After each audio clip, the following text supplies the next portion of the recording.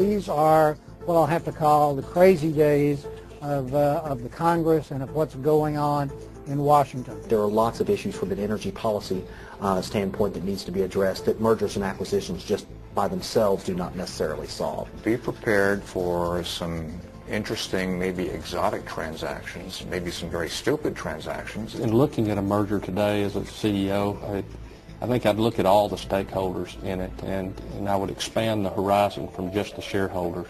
I think you've got to explain to your people why bigger is better. Most mergers are a bad deal for the shareholders. Most mergers are a bad deal for the culture, and they're a really good deal for the investment bankers getting large fees.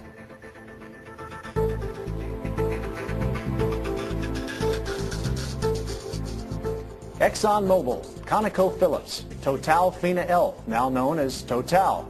We're so familiar with these names today that it's easy to forget that they are the product of mergers, acquisitions, and joint ventures. The supermajors may be the most visible of the joint ventures, but they're just 3 of more than 2,600 mergers that took place in the petroleum industry from 1991 through 2000. Welcome to World Energy Television. I'm Roger Smith. Around the world, competition has never been stronger, and the search for oil and gas to satisfy our growing economy takes some scale.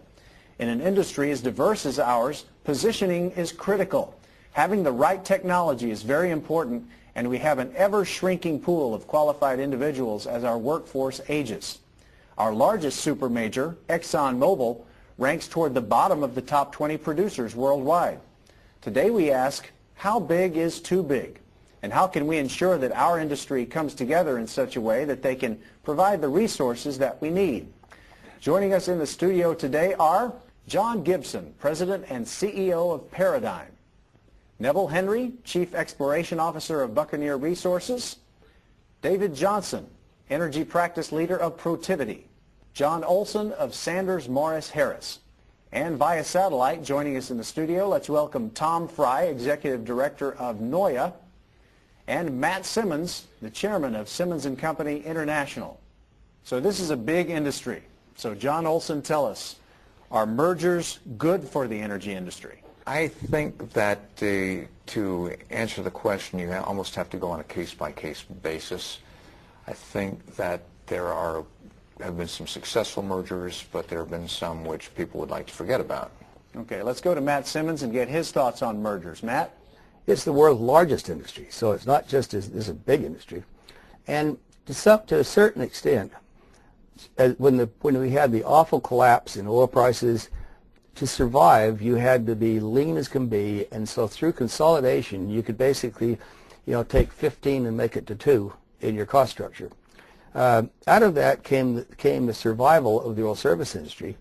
But in the oil and gas industry, as we created mega majors, we created companies that were far too big to ever find oil by the drill bit because they were just too big.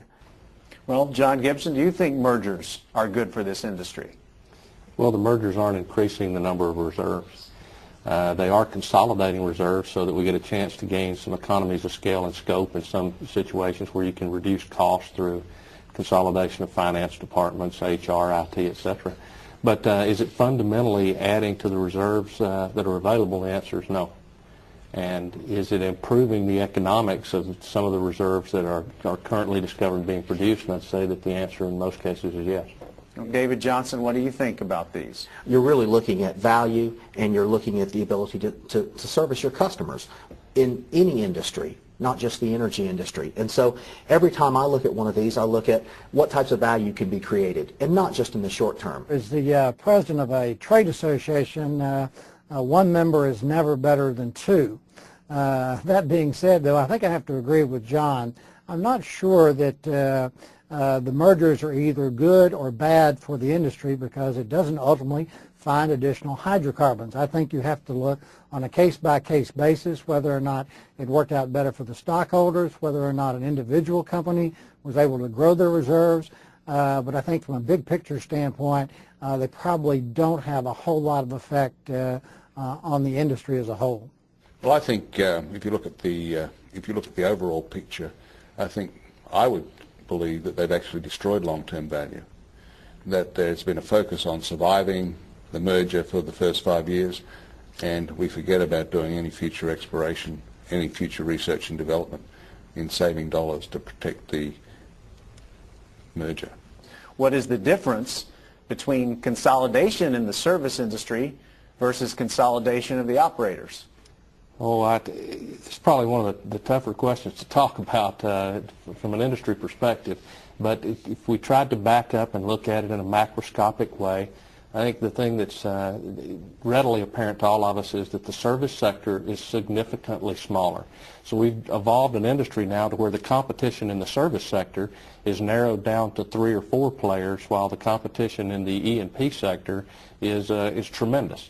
And I think you have to look at that. Any further consolidation in the oil field service sector, I think, could be detrimental to the industry with regard to pricing, with regard to the ability to have continued innovation, because I think some of the problems of size is that it is not necessarily conducive to great innovation. So let's also get Matt Simmons' insight on this consolidation question. Matt? Well, the consolidation in the service industry did a whole bunch of beneficial things.